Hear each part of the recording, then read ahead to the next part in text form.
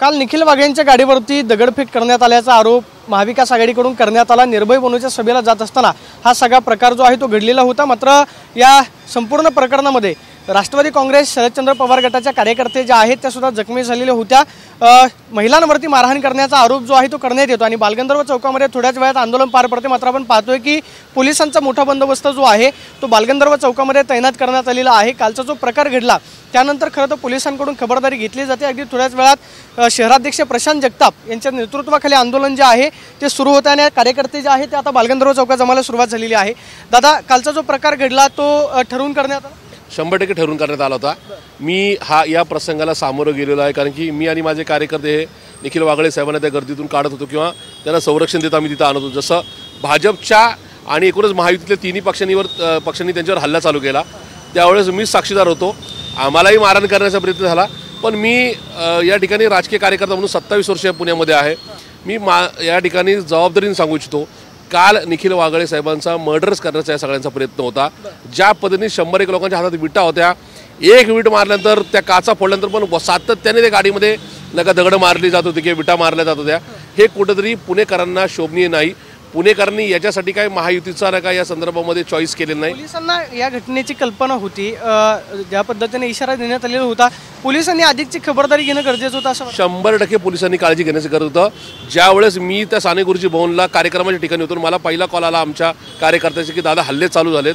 त्याच वेळेस मी तिथल्या एका पोलिसांना सांगितलं की तिकडे पलीकडे हल्ले चालू आहेत। मी 2 व्हीलर काढून माझ्या कार्यकर्त्यांना घेऊन तिकडे निघालो। त्याच वेळेस पोलिसांनी जर जास्तीची कुमक तिकडे पाठवली असती तर कालचा हा भयानक प्रकरण घडला नसता।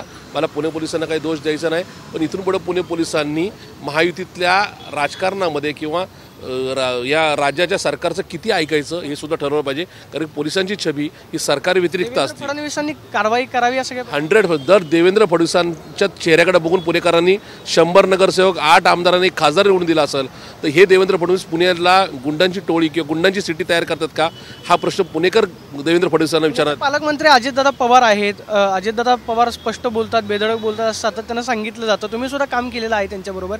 दादांनी पालकमंत्री म्हणून या संपूर्ण प्रकरणामध्ये लक्ष घाला? 100% दादांनी लक्ष घातलं पाहिजे। मी दादांच्या हाताखाली कामकाज केले। दादांना अशा प्रकारे गुंडगिरी कधी पसंत नव्हती, पण दुर्दैवाने आता हे सगळं अलीकडच्या काळात पाहायला मिळतंय। मी तर दादांच्याच एका पक्षाचे एक वरिष्ठ उपाध्यक्ष दत्ता सागरे त्यांनीच निखिल वागळेंवर हल्ला केला। मी तर कोर्टात पण साक्ष द्यायला तयार आहे, त्यांनी आमच्याही कार्यकर्त्यांवर हल्ला केला। त्याच्यामुळे दादांना अशा प्रकारचे कार्यकर्ते मान्य आहेत का हे सुद्धा दादांनी कुठेतरी विचार करावा। असे दादा आम्ही कधीच पाहिले नाहीत। मला खात्री आहे दादांना जर ही गुंडगिरी नको हवी असेल तर दादा यांना मिठाच्या खड्यासारखे बाजूला पक्षातनं हकालपट्टी करण्यात यावी, ते त्यांचा प्रश्न आहे। शेवटी कसं आहे, दादांना ही गुंडगिरी आवडणार आहे का नाही हा विषय दादांनी विचार करायचा आहे। पण मी कोर्टात साक्ष द्यायला तयार आहे। माझ्याकडे ते सगळे फुटेज तुमच्या TV चॅनलवर पण आहेत आणि माझ्या कार्यकर्त्यांनी जे काय आमच्यावर मारहाण होत असताना जे काय TV फुटेज म्हणजे जे काय मोबाईल रेकॉर्डिंग केले त्याच्यामध्ये क्लिअर कट आहे की हे कार्यकर्ते हे त्यांच्या पक्षाचे होते, भाजपचे तर होतेच पण त्यांच्या पक्षाचे होते। हे मी आपल्या माध्यमातून कोर्टात सुद्धा या ठिकाणी सांगायला तयार आहे। आपण पाहतोय की मी कोर्टामध्ये साक्ष सुद्धा द्यायला तयार आहे। मात्र आंदोलनाच्या पार्श्वभूमीवरती पोलिसांचा बंदोबस्त जो आहे तो मात्र बालगंधर्व चौकामध्ये तैनात करण्यात आला। कॅमेरा पर्सन अभिजित पिसेसोन, मी प्रदीप कापसे, TV9 मराठी, पुणे।